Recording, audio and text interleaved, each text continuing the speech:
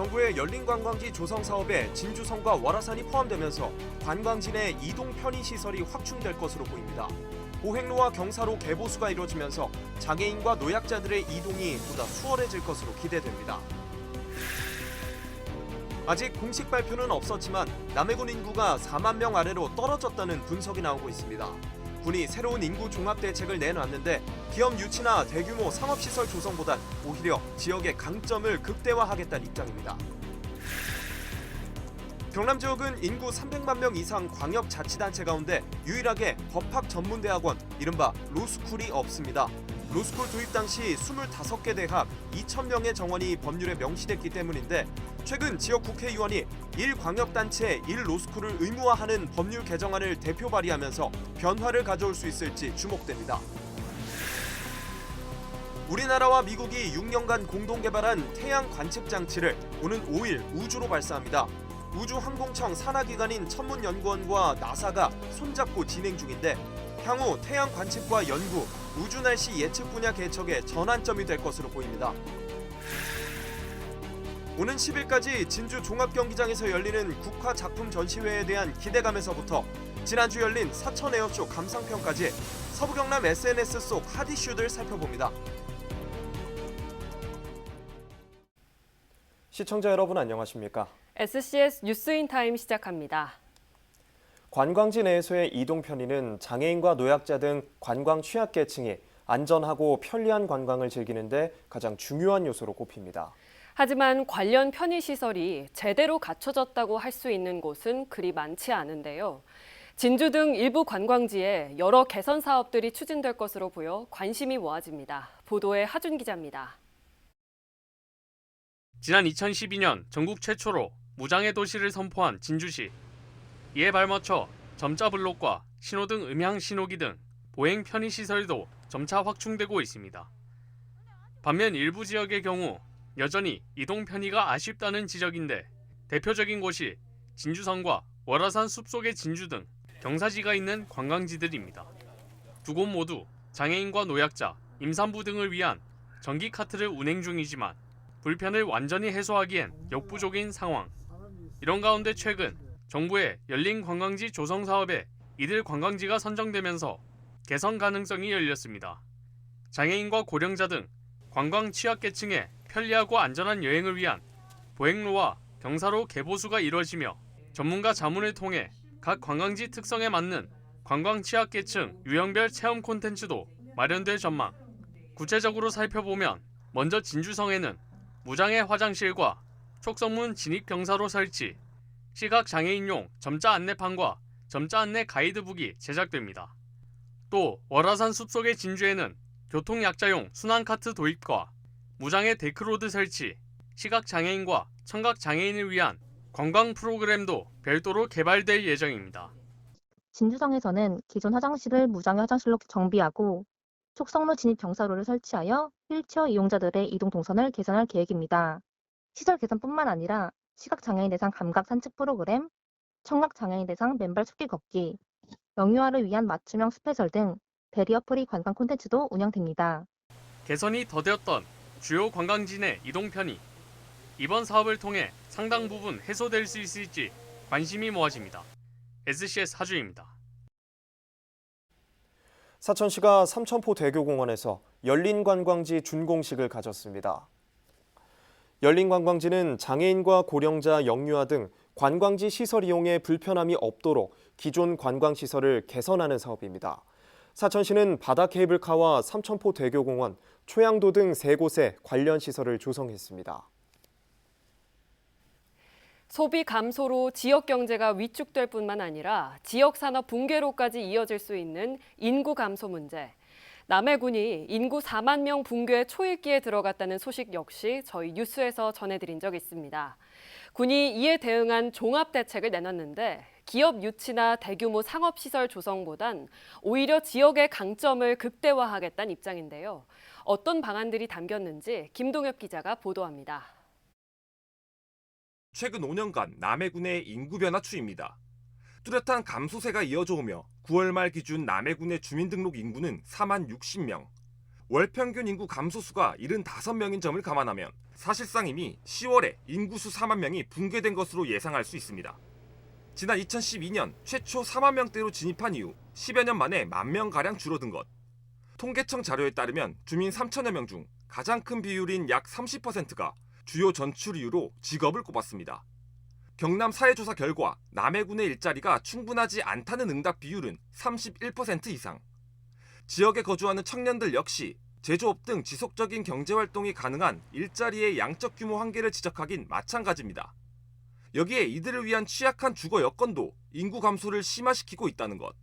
실제로 젊은 사람들이 필요로 하는 그리고 어느 정도의 급여가 좀 충족이 되는 곳은 없다고 보여지거든요. 젊은 사람들이 꼭 한 가지 일만 하는 건 아니잖아요.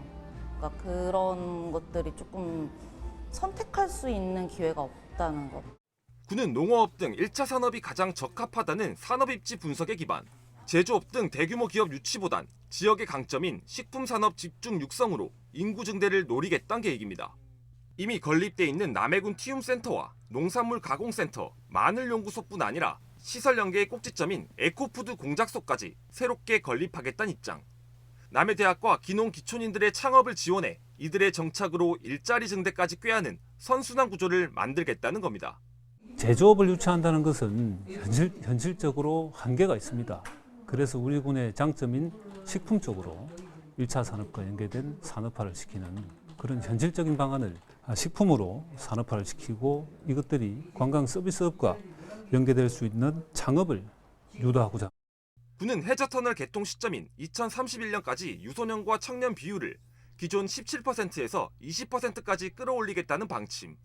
가장 중요한 요소로 꼽히는 정주 여건 확보를 위해 지역 빈집들을 적극 활용하고 이들을 위한 별도의 주택 건설도 시사했습니다. 지역 내 주택들이 이미 노후화되어 있어 청년 인구를 유인할 정도로 충분한 조건이 마련되지 않은 환경을 개선하겠다는 의지입니다. 우리 지역은 노후주택의 비중이 높아서 특히 청년층들의 거주 환경에 이렇게 조금 약간 우호적이지만 않은 여건입니다. 그래서 저희들이 이 부분을 좀 개선하고자 청년 정착 지원 주택을 지금 계획하고 있으며 빈집 정비 사업도 좀 더 확대할 예정입니다. 지역 위계와 특성을 반영한 이른바 지역다움이 인구 감소 문제를 해결하는 실효적 방안이라는 목소리가 나오는 가운데 남해군이 내놓은 대응 방안이 어느 정도 효과를 거둘 수 있을지 주목됩니다. SCS 김동엽입니다. 경상국립대학교 항공드론혁신융합대학 사업단이 경진고등학교와 상호 발전을 위한 업무 협약을 체결했습니다. 경상국립대 항공드론 사업단은 1일 도심항공 모빌리티와 컴퓨터 전자, 스마트 전기 등 다양한 학과를 운영하는 특성화고인 경진고등학교를 콘텐츠 공동 활용 기관으로 지정했습니다. 또 양 기관의 자원을 공유해 항공 드론 분야의 교육, 인재 양성을 위해 힘을 합치기로 했습니다. 사천시가 1일 사천 농업 한마당 축제에 들어갔습니다. 시청 노을광장 일원에서 오는 3일까지 열리는 이번 축제는 우주항공청 개청을 기념하고 농업, 농촌 활력을 도모하기 위해 마련됐습니다. 이번 축제는 우주와 농업이 조화된 홍보물과 우주 농업을 알리는 쉼터가 운영됩니다. 이와 함께 다양한 체험 행사와 시식 행사도 함께 열립니다. 축하 공연과 참가자 경연이 펼쳐지는 끼 페스티벌은 2일 오후 6시에 개최됩니다. 박동식 사천시장의 말을 들어보겠습니다. 사천시는 우주항공 수도이자 해양관광 중심 도시뿐만 아니라 농특산물, 축산물이 매우 우수합니다. 축제장에 직접 오셔서 농산물을 직접 맛보시고 체험 프로그램도 즐기면서 좋은 추억들 많이 가져가시기를 바라겠습니다. 경남 지역은 인구 300만 명 이상 광역자치단체 가운데 유일하게 법학전문대학원, 이른바 로스쿨이 없습니다. 로스쿨 도입 당시 25개 대학, 2,000명의 정원이 법률에 명시됐기 때문인데요. 최근 지역 국회의원이 1광역단체 1로스쿨을 의무화하는 법률 개정안을 대표 발의해 경남 법전원 설립이 이뤄질지 주목됩니다. 김상엽 기자입니다. 인구 300만 명 이상의 광역자치단체 가운데 유일하게 법학전문대학원, 이른바 로스쿨이 없는 경상남도. 지난 2008년 정부의 사법시험 폐지와 로스쿨 제도 도입 추진 당시 경남도에선 경상국립대 등 두 곳이 신청했지만 모두 탈락했습니다. 변호사 시험 응시를 위해선 로스쿨 졸업이 필수기에 지역에 우수 인재가 유출된다는 지적도 꾸준히 이어져 왔습니다. 가까이는 부산, 저기 동아대라던가 그런 쪽으로 가셨고, 멀리 나가신 분들은 제주도 이런 쪽으로 나가다 보니까 경상남도에 그런 인재들이 자꾸 외부로 유출이 되고, 이렇게 되면은 지역 법조계의 인력 수급이 다소 어려워지지 않을까라는 우려점이 계속. 다만 로스쿨 유치 시도는 계속 있었습니다. 경남도는 TF팀을 발족해 법전원 유치를 위한 실무회의를 이어왔고, 또 도의회에서는 경남 법전원 설립 대정부 건의를 하기도 했습니다. 그럼에도 로스쿨 제도 도입 이후 16년간 변동은 없었습니다. 이런 와중에 최근 박대출 의원이 법학전문대학원법 일부 개정 법률안을 대표 발의했습니다. 광역지방자치단체별로 1개 이상의 법전원을 의무화하는 내용이 담겼습니다. 우리 경남은 비수도권 중에서 인구는 두 번째로 많고 또 제조업의 중심인데도 인구 300만 이상 시도 중에서 유일하게 로스쿨이 없습니다.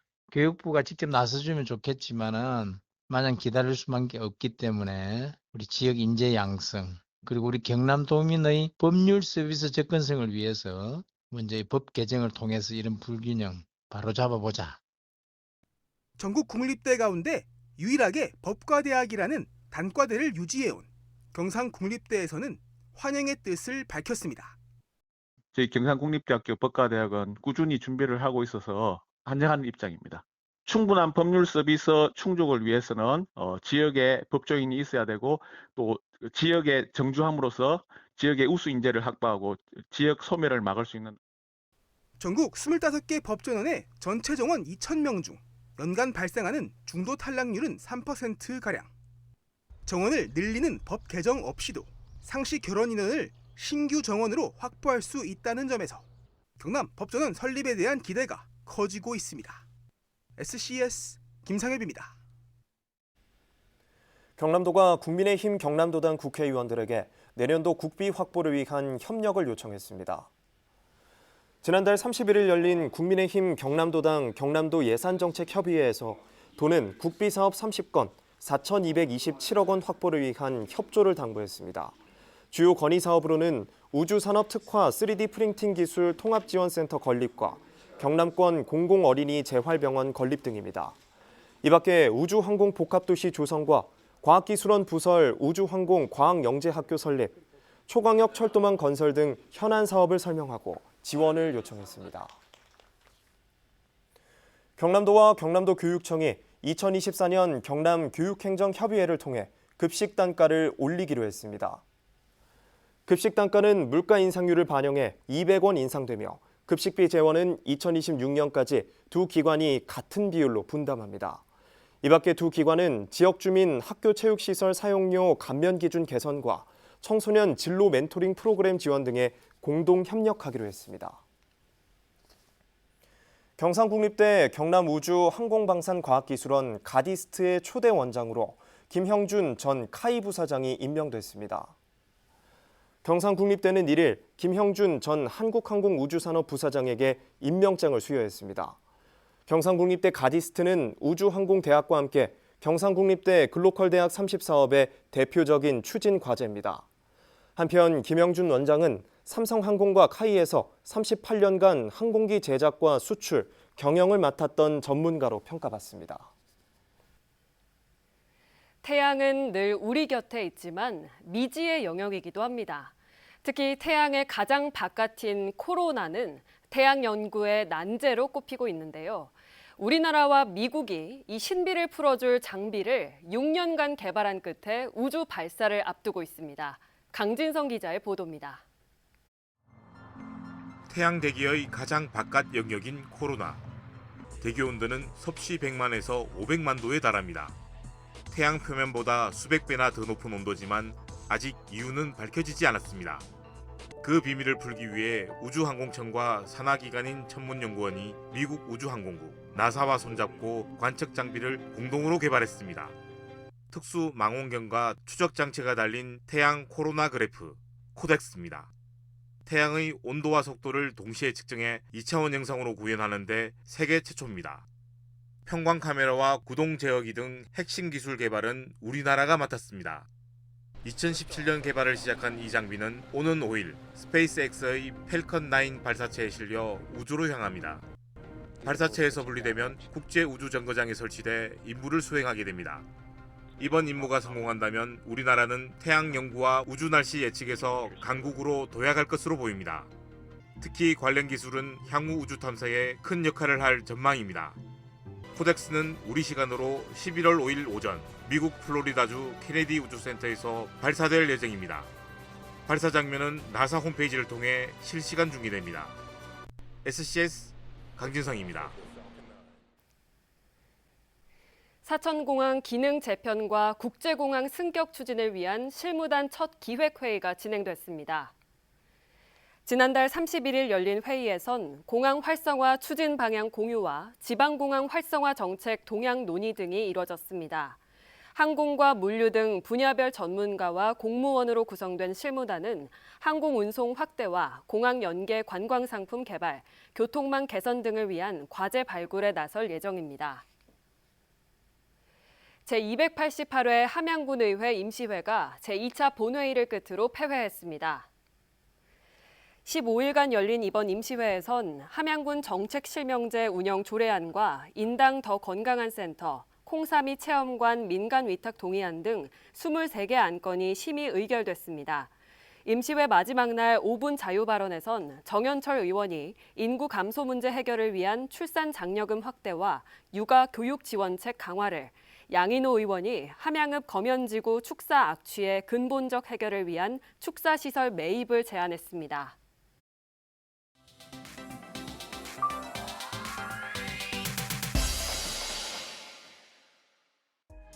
주머니에 1,000원권 몇 장을 품고 다녀야 하는 계절입니다. 날씨가 어느덧 쌀쌀해지면서 서민 간식인 붕어빵을 파는 노점상이 본격 운영을 시작한 건데요. 하지만 치솟는 물가의 영향을 붕어빵도 피해갈 수는 없었습니다. 진주시 한 커뮤니티에는 붕어빵 가격이 오를 예정이라며 안타까워하는 글이 올라왔는데요. 미리 사재기를 했다는 글쓴이도 있었습니다. 한 누리꾼은 붕어빵 3마리에 2,000원을 줘야 했다며 경험을 공유하기도 했습니다.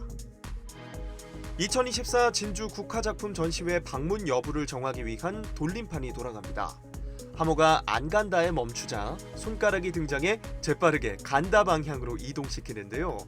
진주 국화작품 전시회를 홍보하기 위해 진주시 공식 SNS가 올린 영상입니다. 10만 점의 아름다운 국화작품을 한눈에 만날 수 있다며 설명도 덧붙였는데요.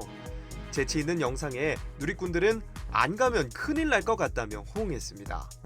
한편 이번 전시회는 오는 10일까지 진주 종합경기장 일원에서 펼쳐집니다. 대열에 맞춰 하늘을 가르는 블랙 이글스, 푸른 하늘을 도화지 삼아 오색빛깔 그림을 그리는데요. 올해 역대 최대인 41만 명이 방문하며 성공적으로 마무리된 사천 에어쇼. 진주시 한 SNS에도 행사장, 아파트 옥상 등등 다양한 장소에서 에어쇼를 봤다는 글들이 이어졌습니다.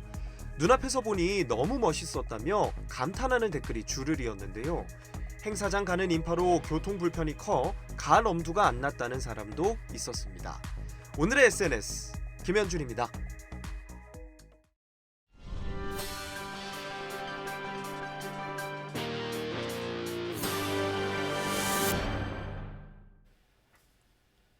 경남도가 공석이던 정무특별보좌관 자리를 채웠습니다. 이번에 임용된 엄용수 신임 정무특보는 밀양 출신으로 제67대 밀양시장, 제20대 국회의원 등을 역임했습니다. 경남도는 정무특보를 통해 남해안권 발전특별법, 우주항공복합도시 건설 및 개발특별법 제정 등 조속한 지역 현안 추진에 나선다는 계획입니다. 경상국립대학교 병원이 지난달 건강보험 심사평가원이 발표한 만성폐쇄성 폐질환 적정성 평가와 결핵 적정성 평가에서 최고 등급인 1등급을 받았습니다. 경상국립대병원은 특히 제9차 만성폐쇄성 폐질환 적정성 평가에서 전체 평균 69.4점을 훌쩍 뛰어넘는 종합점수 92.4점을 받아 1차 평가부터 9회 연속 1등급을 받게 됐습니다. 이번 평가는 지난해 1년간 전국 6,339개 의료기관에서 관련 진료를 받은 만 40세 이상 환자를 대상으로 77개 항목에 걸쳐 시행됐습니다. 함양군이 마을 만들기 사업과 취약지역 생활여건 개조 사업 대상지를 각각 선정했습니다. 먼저 함양읍 죽곡, 수동면 내백, 서상면 부전, 병곡면 월암마을 등 4곳엔 2년 동안 마을당 최대 4억 원의 사업비가 지원돼 기초생활 기반 확충과 경관 개선, 주민 역량 강화 등이 진행됩니다. 또 취약지역 생활여건 개조 사업에 선정된 지곡면 수여마을과 안이면 상비마을 2곳에는 국도비 등 총 40억 원이 투입돼 빈집과 슬레이트 철거, 마을 안길 정비 등이 이뤄집니다.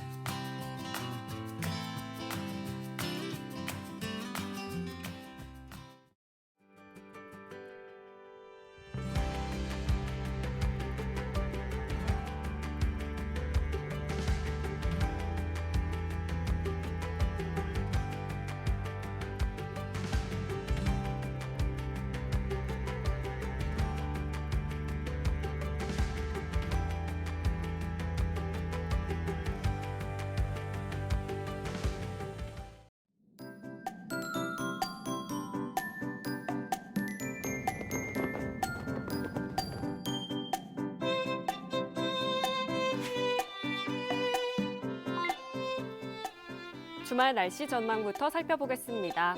태풍 콩레이의 여파로 토요일 오전까진 많은 비가 내리겠는데요. 예상되는 비의 양은 최대 80mm 이상이 되겠습니다.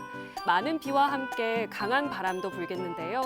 토요일 오후부터 비는 그치겠고 일요일에는 구름 많고 맑은 날씨 보이겠습니다. 자세한 지역별 날씨 살펴보겠습니다. 서부 경남 전 지역 오전에 비가 내리다가 오후부터는 흐린 하늘 보이겠습니다. 아침 최저 기온은 진주 14도, 남해 16도로 출발해 한낮에는 21도에서 23도 분포 보이겠습니다. 전국 날씨입니다. 광주와 부산, 제주에도 오전까지 비 소식이 있는데요. 아침 최저 기온은 광주 15도, 부산 17도로 출발하겠고 세종의 한낮 최고 기온은 22도 예상됩니다. 남해 동부 앞바다도 오후부터 비가 그치고 구름 많은 하늘 보이겠습니다. 물결은 높게 일겠고 바람은 매우 강하게 불겠습니다. 이어서 삼천포 기준 도석표 살펴보겠습니다. 물때는 아홉물, 만조 시각은 밤 9시 16분, 간조 시각은 오후 3시 22분 예상됩니다. 사천공항 날씨 정보입니다. 토요일 오전 9시 기준 비 소식 들어있는데요. 우리 지역에서 서울 김포로 가는 첫 번째 항공편은 오전 10시 55분 예정돼 있습니다. 자세한 내용은 사천공항 홈페이지에서 확인하시기 바랍니다. 이어서 삼천포 여객 운항 정보입니다. 토요일 삼천포와 제주도를 오가는 배는 휴항입니다. 주간 날씨입니다. 다음 주 월요일 아침부터는 기온이 뚝 떨어지겠습니다. 초겨울 수준의 추위가 예상되니까요. 감기 걸리지 않도록 보온에 신경 써주셔야겠습니다. 지금까지 기상정보였습니다.